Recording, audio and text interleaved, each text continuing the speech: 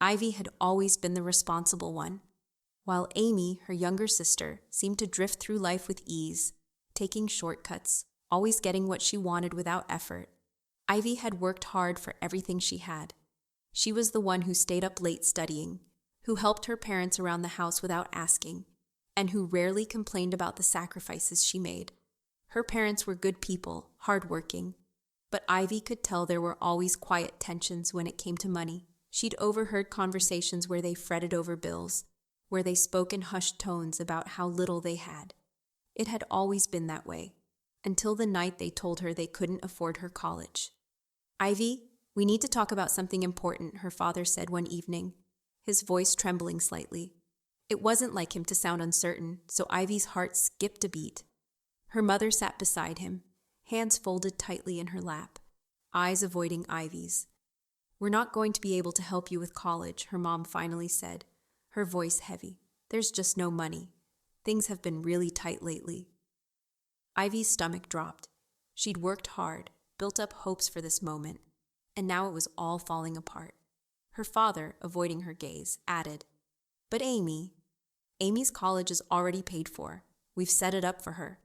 It's what's best for her, Ivy. You'll have to figure something else out."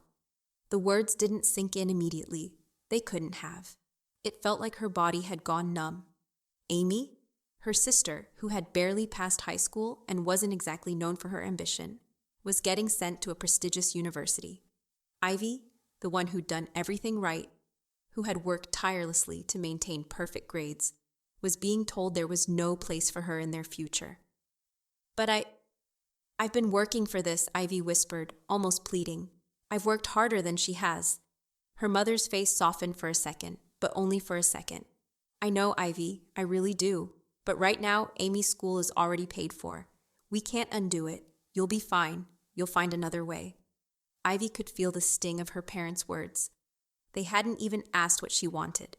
There was no discussion, no consideration. It was just decided. Amy's dreams mattered more than hers. They were going to send her sister to a school Ivy could only dream of. And Ivy? She was left to pick up the pieces of a future that felt shattered. Days turned into weeks, and Ivy found herself walking around with a heavy heart, her anger simmering beneath the surface. She watched Amy pack her bags, her excitement so genuine it almost hurt. Amy didn't understand. She didn't know the cost of those dreams, but Ivy could feel the injustice growing inside her, and it started to fester in a way she couldn't ignore. One night, as Ivy was sitting at the kitchen table, staring at the pile of college brochures she'd collected over the years, she realized something. She wasn't going to let them decide her future. No one else was going to take away her dreams. Ivy began applying for scholarships, poring over forms, typing up essays, and sending them out one by one. It wasn't easy. She was constantly exhausted from working her part-time job at a cafe, and the rejection letters kept piling up. But she kept going. There was no other choice. If she wanted to be someone, if she wanted her future, she had to fight for it. No one else was going to do it for her. Just when she was about to give up, a letter arrived. She opened it cautiously, half expecting another disappointment, but it wasn't. It was an acceptance letter to a local university with a scholarship that covered most of her tuition.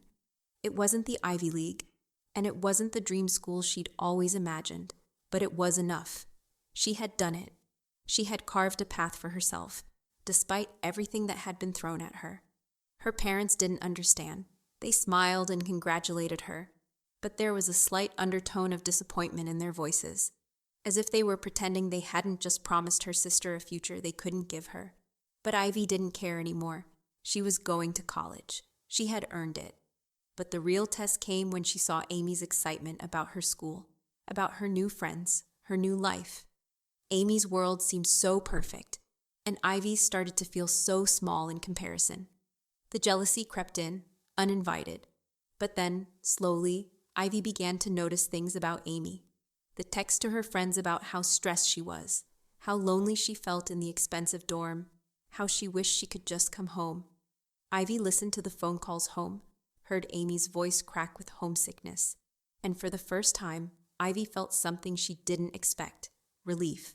Amy wasn't happy. She was struggling. And in that moment, Ivy realized something crucial. Amy had everything handed to her, but Ivy had built her future. She hadn't relied on anyone but herself, and that made all the difference. Ivy's path wasn't easy, but it was hers, and it was real. As months passed, Ivy threw herself into her studies. She made new friends who admired her work ethic and resilience. Her grades were solid, and she started to feel more at home in a place she had once thought was out of reach. Slowly, she built confidence in herself. The more she worked, the more she saw her future unfold, and it felt like something big was waiting for her just around the corner. Then came a phone call from her mother. Ivy's heart raced. She didn't know what to expect. "Ivy, I just want to apologize," her mom said, her voice shaky. We didn't see it at the time, but we've made mistakes. You were right. You deserved a chance too. We didn't give you that, and I'm so sorry." For a moment, Ivy didn't know what to say, but the words that came out weren't filled with anger, like she thought they might be. Instead, they were calm, almost distant. "I've already moved on, Mom. I'm doing fine. I don't need your apology anymore. It was true." Ivy had already figured it out for herself. She didn't need anyone's validation, least of all from the people who had doubted her. As she hung up the phone, she felt a strange sense of peace. Her life was hers to shape. The story of her struggle began to spread. Other students who had felt left behind, overlooked, started reaching out to her. They asked how she had done it, how she had built her future from nothing. Ivy shared her story, not to boast, but to inspire.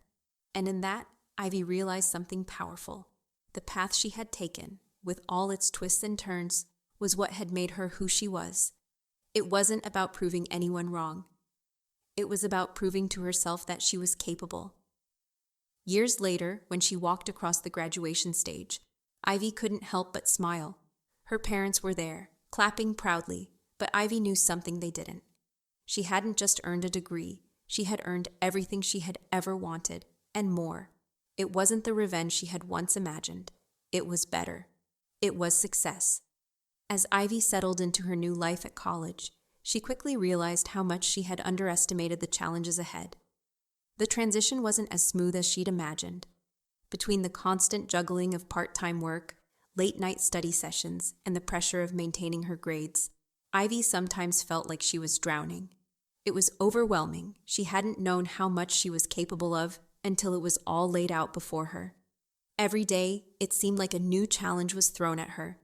But it wasn't just the academics or the work that wore her down. It was the nagging sense of abandonment that crept in. Her parents didn't call as often as they used to, and Amy's life seemed to revolve around her new, perfect college world. Amy had become the golden child in her parents' eyes, and Ivy's sense of being forgotten started to gnaw at her. Amy's updates on social media painted a picture of effortless success, pictures of campus events, new friends, and weekends away that made Ivy feel like her hard work was invisible. One evening, Ivy sat in her small apartment, looking at the empty seat across from her where Amy used to sit, laughing and chatting about their day. That empty seat reminded her of all the years she'd given, of everything she'd done to earn her place in this world. She had pushed herself, sacrificed for everyone else, but now it was time to put herself first. It was around this time that Ivy met Jamie, a classmate from her economics class. Jamie was the kind of person who never seemed to sweat the small stuff. She walked into Ivy's life with a quiet confidence that Ivy couldn't help but admire. She was smart and always calm, and she had a way of making Ivy feel like things would work out, no matter how impossible they seemed. They started studying together. Over time, their friendship blossomed into something Ivy hadn't expected. Someone who truly understood her struggles, someone who didn't pity her, but encouraged her to keep pushing forward. Jamie had grown up in a similar situation, always having to fight for everything she got, and Ivy could see that their bond was built on mutual respect for the hustle. It wasn't long before Jamie started to notice Ivy's growing discontent. One evening, as they sat in the campus library, Jamie asked Ivy what was really bothering her. "I can see it, Jamie said quietly. "You're carrying something heavy, and it's more than just school." Ivy hesitated.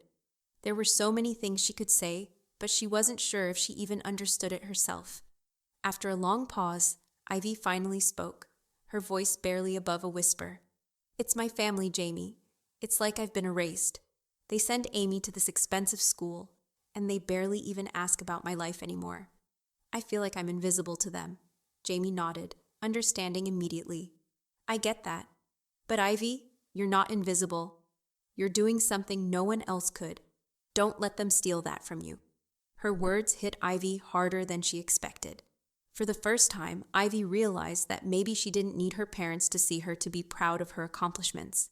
Maybe she could be proud of herself. That night, Ivy made a promise to herself. She was going to stop seeking validation from her family. She had been fighting for everyone else's approval for so long. She'd forgotten to fight for her own. She was going to carve out a future that was entirely her own. No apologies, no excuses. The next few weeks were a blur of hard work, new connections, and quiet moments of reflection. Ivy was determined to prove something to herself, not anyone else. She threw herself into her studies with a new sense of purpose, tackling projects with a focus she'd never had before. She realized she wasn't just trying to get through school. She was building her own future, brick by brick, no matter how long it took. Then, one evening, Ivy received a call from her mom. It was the first time in weeks that her mother had reached out without it being about Amy. "Ivy, how are you doing?" her mom asked, her voice unusually soft. Ivy felt a wave of unease. Was this just another call to check on Amy, or was her mom genuinely concerned? "I'm doing well," Ivy replied, forcing herself to sound confident. "College is tough, but I'm managing." Her mom paused for a moment, then spoke again, her words measured. "I just wanted to say, we've been thinking about things, about you, Ivy, and we realize we should have done more for you. We didn't give you the support you needed, and I'm sorry for that." Ivy felt the sting of her mother's words, but she refused to let it break her. She had moved past this. She had built her life without their help. Still, she felt a strange sense of vindication. Her mom's apology, although late, was a small acknowledgement that maybe Ivy's struggle hadn't been for nothing. But Ivy didn't need to hear it from them anymore. She had already stepped into her own strength.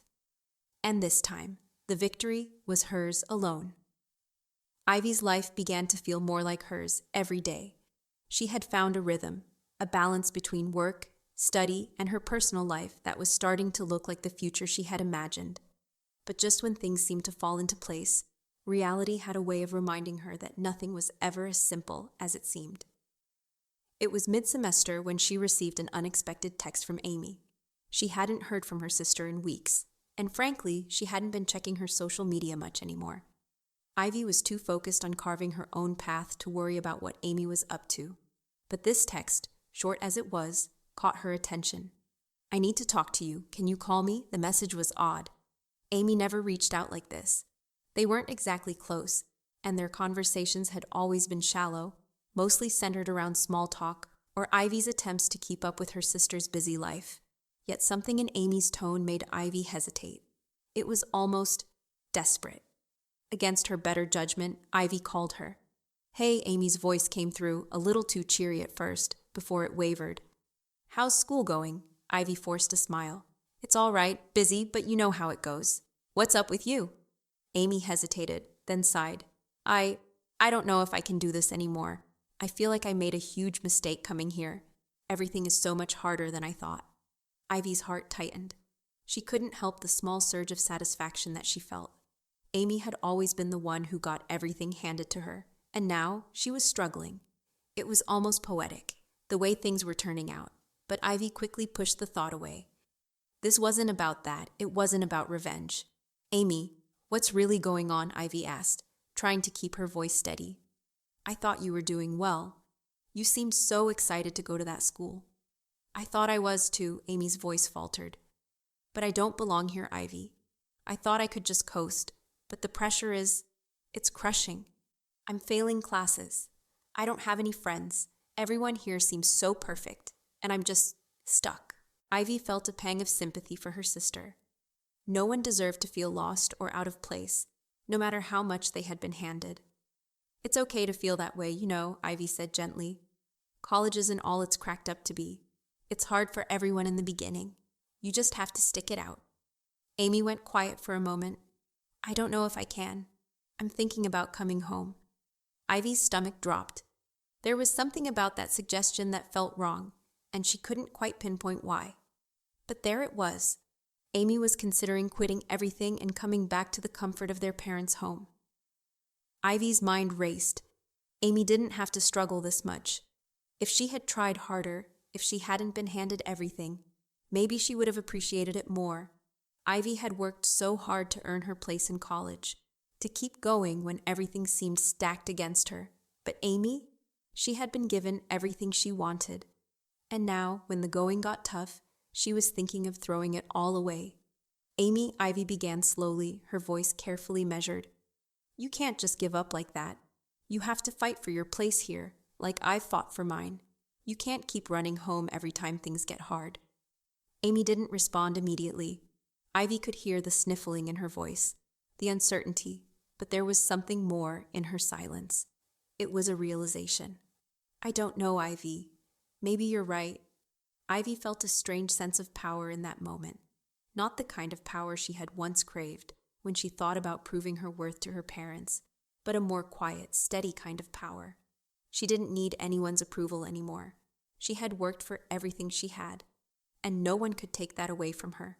Not her parents, not Amy, not anyone. I'm here for you, Amy, Ivy said finally. But you have to make this decision for yourself. You can't rely on anyone else to fix it for you. You have to push through, because in the end, that's what will make you stronger. The conversation lingered in Ivy's mind for days.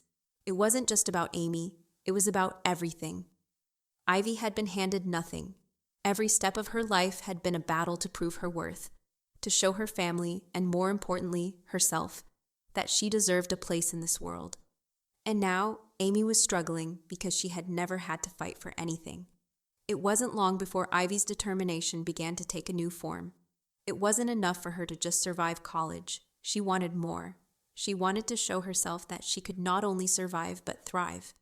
She spent hours in the library, poring over books, looking into internships, and connecting with people who could help her along the way. She knew that no one was going to hand her anything, and that was fine. Because she had learned that when you fight for something, you don't just earn it, you grow from it. And so, Ivy's journey continued, each step pushing her farther away from the little girl who had only wanted her parents' approval, and closer to the woman who understood that the only person she needed to prove anything to was herself. As the months passed, Ivy's confidence continued to grow. The struggle was no longer something she feared. It had become part of who she was. Each challenge she faced was an opportunity to prove to herself that she could handle whatever life threw at her. But there were still moments when doubt crept in, especially when she least expected it. One afternoon, Ivy sat in the campus cafe, her laptop open in front of her as she typed out yet another application for an internship. She had been working nonstop, trying to balance her studies, job, and networking efforts. She barely had time to eat, let alone relax. But the closer she got to the deadline for graduation, the more she felt the pressure building. She knew what she wanted, but the path there wasn't always clear. It was around this time that Ivy ran into someone she never expected, her father. She hadn't seen him in months, and honestly, she wasn't sure if she wanted to. The memories of their last conversation, when he had told her that her sister's future mattered more, still stung. But there he was, sitting at a table across the room. His face was weathered, his eyes tired, but there was something different about him now, an apology, almost, without words. Ivy hesitated for a moment, but something inside her urged her to approach him. She walked over, her heart racing. When he saw her, he stood up, his expression uncertain, almost as if he wasn't sure whether she would welcome him or not. Ivy, he began, his voice softer than she'd heard in years. I didn't expect to see you here. I was hoping we could talk. Ivy forced a smile. I didn't know you were in town. He cleared his throat, looking almost guilty. I wasn't. I've been meaning to reach out, but I wasn't sure if you wanted to hear from me. She stared at him for a moment. It was hard to forget how hurt she had been. But now, looking at him, she realized something. He wasn't the person who had kept her dreams from happening. He was just a man, flawed and human, doing the best he could, just like everyone else. I don't know if there's much to talk about, Ivy said, her voice steady, but her heart racing. What's done is done. He nodded, a sad look on his face. I know, Ivy, and I've been thinking about that a lot. I was wrong. You've always worked harder than Amy, and I didn't see that. I didn't give you the support you deserved. Ivy felt a rush of conflicting emotions. It wasn't the apology she'd been waiting for, but it was enough. In that moment, Ivy realized that she didn't need him to fix anything. He couldn't undo the past, and she had already moved on. She had fought for herself, built her future, and she didn't need him to validate that anymore. I appreciate you saying that, Ivy said quietly, her eyes locking with his. But I don't need your apology. I've built my life. I'm okay. I'm more than okay. Her father stood there, looking at her, his face a mix of regret and pride. He opened his mouth to say something more but seemed to think better of it. Instead, he gave a small nod. I know you are, Ivy. I can see that now. I'm proud of you. Ivy didn't say anything else. She didn't need to. His words were enough. He had seen her, truly seen her, for the first time. It wasn't the grand moment she had imagined in her mind all those years, but it was real, and that was enough for Ivy. She had come to realize that no one could hold the power to her happiness but herself. After their brief conversation, Ivy walked out of the cafe, her mind spinning with everything that had just happened. Her father's words lingered in her thoughts, but she didn't feel the need to dwell on them. She was stronger now. She had spent so long yearning for approval, and now she had everything she needed inside her. She had built herself into someone who didn't need anyone else to validate her worth. The next few weeks were a whirlwind. Ivy secured the internship she had applied for, and with it, a clear path to her future. It wasn't glamorous at first, just the beginning of something bigger. But for Ivy, it was a huge victory. She had fought her way into this position, and it felt like the first true step into the career she had always dreamed of. And yet, the more Ivy succeeded, the more she noticed something. Amy's life wasn't as perfect as it seemed. She saw photos of Amy's seemingly perfect college life, but something didn't add up. Ivy began hearing whispers from mutual friends. Amy was struggling, barely passing her classes, overwhelmed by the life she had chosen. She was lonely, unsure of herself, and seemed lost in a world that didn't suit her. One day, Ivy got a call from Amy. The voice on the other end was shaky, distant. Ivy, I don't know what to do. I don't think I can stay here anymore. I'm failing and everyone around me seems to have it all together. I thought I was ready for this, but I'm not. I don't know if this is the right place for me. Ivy took a deep breath, trying to hold back the wave of emotions threatening to overwhelm her. She'd never wanted to see her sister fail, but the sense of justice was undeniable. Amy had always been handed everything, and now she was facing the consequences of never having to fight for anything. Amy, Ivy said softly, her voice calm but firm. You can't quit just because it's hard. You've got to fight through this. This is your chance to prove to yourself that you can handle whatever comes your way. You're not going to get the answers from anyone else. It's up to you to make it happen. Amy fell silent on the other end, and for a long moment, Ivy wasn't sure if her sister had heard her. But then, softly, Amy spoke. I don't know if I can, but maybe you're right. Maybe I do need to keep going. The conversation ended on that note, but Ivy felt a strange mix of emotions. Part of her wanted to say, I told you so, but she didn't. Instead, she hung up the phone, reflecting on her own journey. Amy's struggle wasn't Ivy's fault, nor was it hers to fix. Amy had her own battles to fight. Ivy had her own, and in the end, that was what mattered most. As Ivy walked through the halls of her internship, she couldn't help but feel a sense of accomplishment. It wasn't a job she had dreamed of, but it was a step, a real one. Every morning, she woke up early, coffee in hand, ready to dive into the work she had once thought was out of her reach. She wasn't just surviving anymore, she was thriving.